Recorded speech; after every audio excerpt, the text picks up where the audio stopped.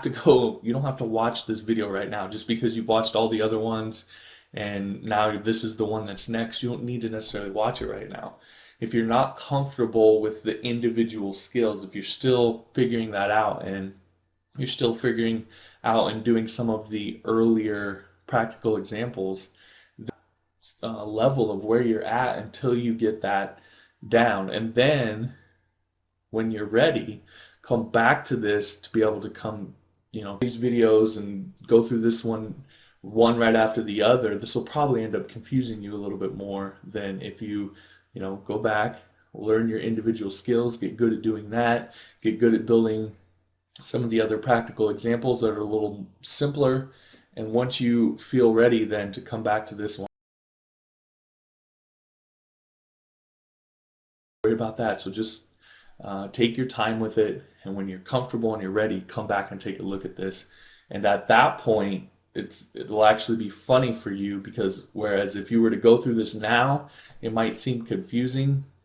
If you go back and you master some of the other stuff and you come back and take this particular video, well, you'll look at the code and you'll realize that some of the things that I've done in here in terms of the individual lines of code and how I did stuff is actually not the best way to do it. It's actually dumb and it's not useful. And well, why'd you do that?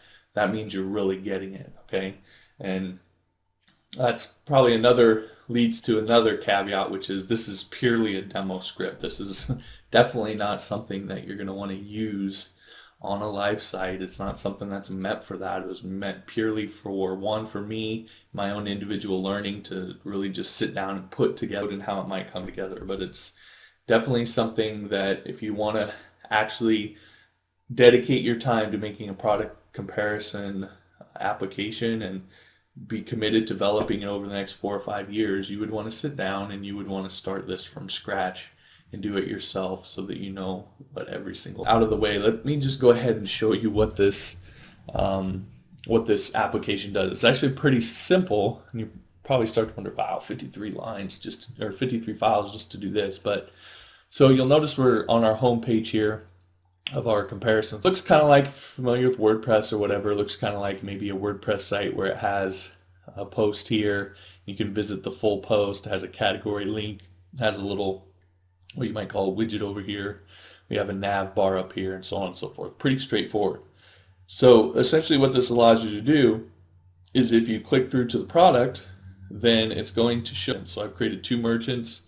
We have some information about the merchants. We have a picture of the contact. We have the contact name.